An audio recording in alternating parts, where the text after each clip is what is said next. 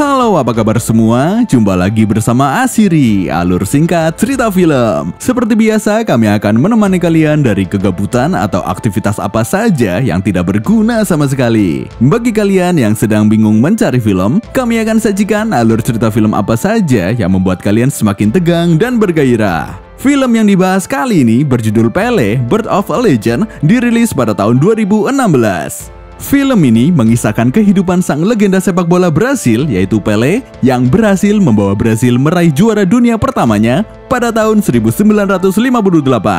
Seperti apakah kisahnya? Daripada membuat kalian semakin penasaran, langsung saja ke alur ceritanya.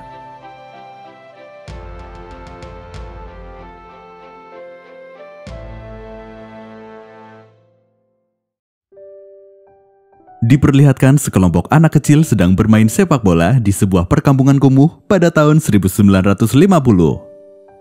Salah satu dari anak itu bernama Diko. Seperti anak pada umumnya, mereka bermain sampai berguling-guling di tanah hingga badan mereka penuh dengan lumpur. Sepulang bermain, Diko langsung dimarahi oleh ibunya karena badannya yang penuh dengan lumpur. Setelah kejadian itu, Diko kembali bermain bersama teman-temannya. Kali ini Diko beserta teman-teman sedang mendengarkan pertandingan final Piala Dunia antara Brasil melawan Uruguay melalui radio. Namun sayang pada kala itu tim Brasil kalah. Hal itu membuat ayah Diko sangat bersedih, bahkan sampai dia menangis. Diko yang melihat ayahnya menangis lalu berjanji pada ayahnya jika dia akan membawa Brasil menjuarai Piala Dunia. Tapi ayahnya tidak begitu merespon dengan baik karena ayahnya menganggap jika sekolah Diko lebih penting.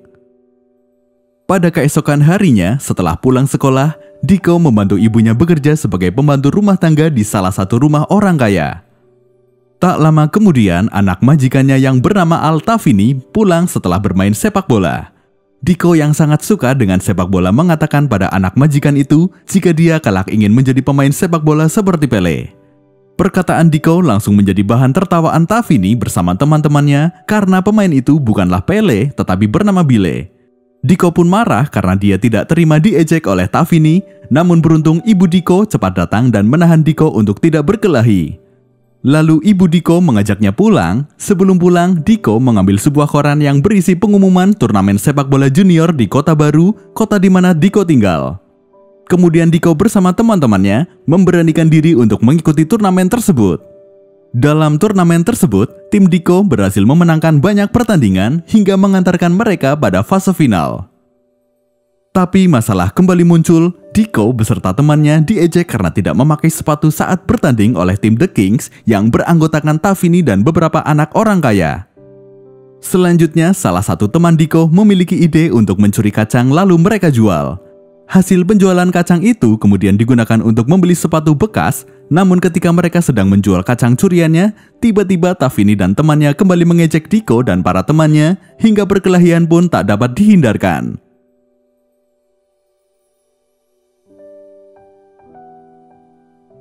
Ketika di rumah, Diko tak berani mengatakan jika dirinya habis berkelahi dan dia mengatakan pada ibunya jika dia habis dipukul oleh gurunya.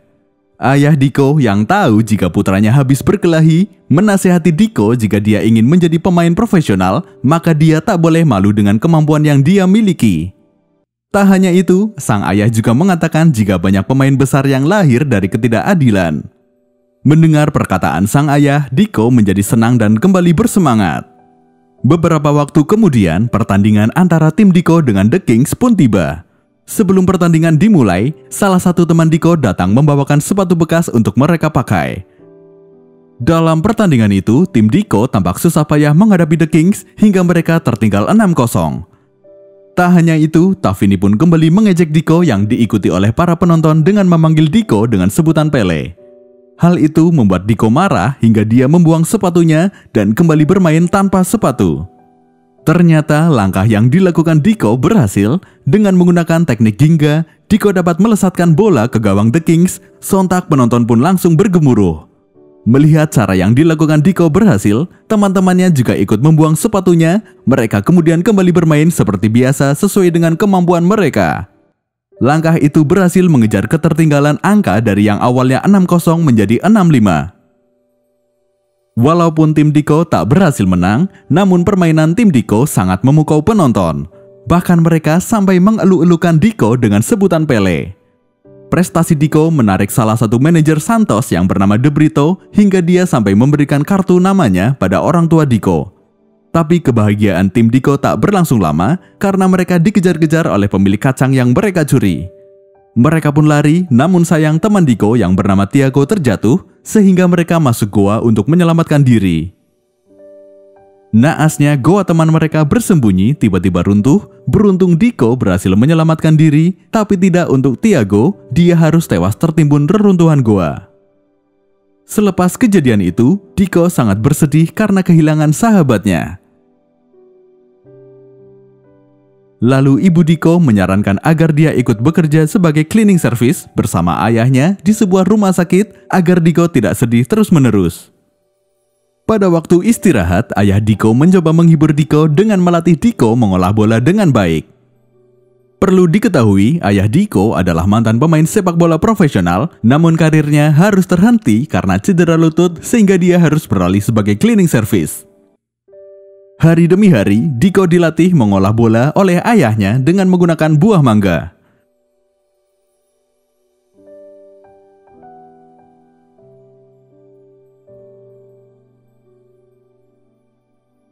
Setelah dirasa telah matang, ayah Pele kemudian menghubungi Tuan De Brito agar menemui Diko. Tuan De Brito pun datang ke rumah Diko lalu mengajaknya untuk bergabung ke tim Santos. Sebelum berangkat ke Santos, sang ayah mengatakan jika Diko tak perlu malu dengan panggilan Pele karena masyarakat mengenal prestasi Diko dengan sebutan Pele. Semenjak saat itu, Diko memiliki nama lapangan yaitu Pele.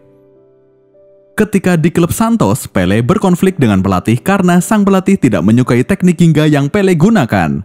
Sang pelatih menganggap jika teknik tersebut primitif dan kampungan, karena hal tersebut Pele menjadi bingung dan kurang produktif.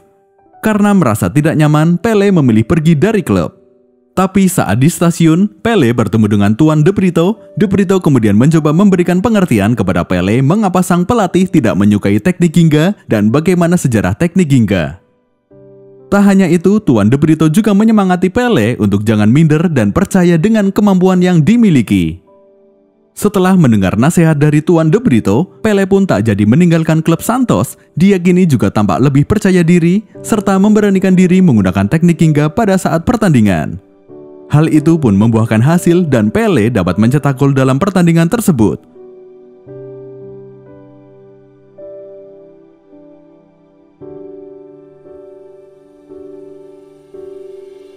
Berkat prestasi yang dia peroleh, karir Pele melesat dari tim junior hingga masuk dalam tim pro pada waktu yang singkat. Setahun kemudian, Pele telah menjadi bintang muda yang sukses. Dia pulang ke rumah dengan membawa perabot rumah dan radio untuk orang tuanya. Selanjutnya, Pele juga tidak hanya menjadi bintang di Santos. Walaupun dia masih berumur 16 tahun, Pele terpilih menjadi skuad timnas Brasil untuk Piala Dunia 1958. Para teman dan orang tua Pele pun sangat senang mendengarkan hal tersebut. Pele pun berangkat ke ibu kota untuk mengikuti pelatnas. Di sana dia bertemu dengan para pemain yang lain. Tak disangka, Tavini yang kini telah berganti nama menjadi Mazzola juga ikut dalam timnas tersebut. Lagi-lagi Mazzola kembali mencibir Pele pada saat konferensi pers yang membuat Pele menjadi minder. Selanjutnya masalah kembali menghampiri Pele, dia kembali berkonflik dengan pelatih. Sang pelatih tak menyukai Pele menggunakan teknik hingga karena teknik itu dianggap sebagai biang kekalahan Brasil pada Piala Dunia 1950 dan 1954.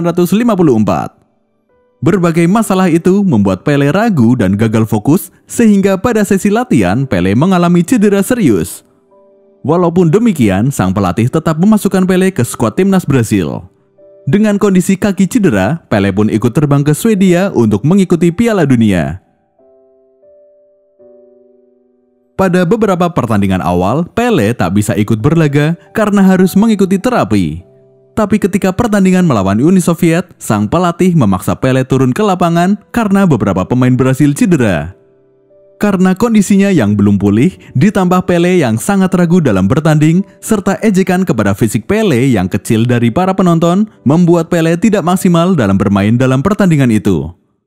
Pada pertandingan selanjutnya, Pele kembali dimainkan ketika melawan Prancis, namun masih sama dia juga kembali mendapat ejekan dari para penonton, dia juga masih ragu dan tidak bisa berbuat apa-apa. Setelah babak pertama usai, Pele menemui Mazzola, dia ingin Mazzola kembali menggantikannya karena Pele merasa tidak bisa bermain dengan baik. Namun ada hal yang mengejutkan, Mazzola malah mengatakan walaupun kakinya telah sembuh, Mazzola ingin dia tetap bermain karena Pele jauh lebih dibutuhkan. Mazzola sadar bahwa teknik Gingalah yang Brasil butuhkan karena teknik itu adalah jati diri Brasil. Mazzola juga menyesal dia selama ini telah mengejek Pele menggunakan teknik tersebut. Tak hanya itu, Mazzola juga berbalik menyemangati Pele dan memintanya kembali menggunakan teknik Ginga. Setelah kejadian itu, Pele semakin percaya diri. Pele kembali menggunakan teknik Ginga dengan benar pada babak kedua. Hal itu memutar keadaan 180 derajat. Pele mampu mengubah skor menjadi 4-1 dan pada pertandingan itu Pele berhasil mencetak 3 gol. Hal itu membuat para penonton bersorak, sekaligus komentator bola yang tadinya tak memperhatikan Brasil pun dibuat terkesima. Kemenangan itu mengantarkan Brasil menuju final melawan tuan rumah Swedia. Pada saat konferensi pers prafinal, pelatih Swedia menghina pemain timnas Brasil dengan menyerang pribadi mereka satu persatu yang membuat mereka tambah minder. Hal itu membuat pelatih Brasil marah dan meninggalkan acara tersebut. Akibat hal tersebut, para pemain Brasil tak bersemangat, mereka tampak murung dengan hinaan tersebut. Lalu Pele mencoba membangkitkan semangat teman-temannya dengan mengajak bermain bola di hotel. Pada awalnya, ajakan Pele tak mendapat sambutan dari teman-temannya, namun Mazzola ikut mengajak teman-temannya bermain bola di hotel. Di sana mereka mempraktekkan teknik Ginga sesungguhnya. Mereka memainkan bola di berbagai tempat di hotel dengan riang gembira. Pelatih melihat tingkah anak asuhnya itu dan sadar itulah yang mereka harus lakukan.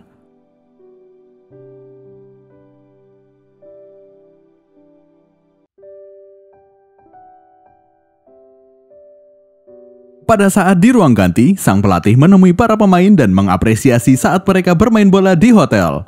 Sang pelatih juga mengatakan jika itulah yang mereka butuhkan dan harus mereka lakukan.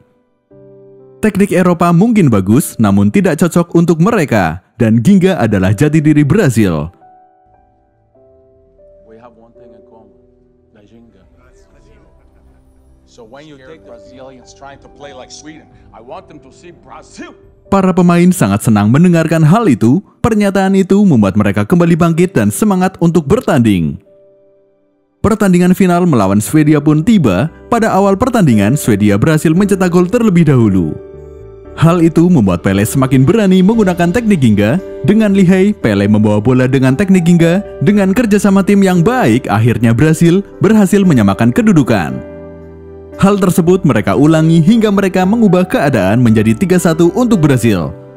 Penonton bergemuruh terpukau melihat pertandingan Brasil. Hasil itu tidak membuat Brasil puas. Mereka terus menyerang Swedia hingga mereka menutup final Piala Dunia dengan skor 5-1. Kemenangan Brasil atas Swedia membuat Brasil menjadi pemenang Piala Dunia untuk pertama kalinya pada tahun 1958.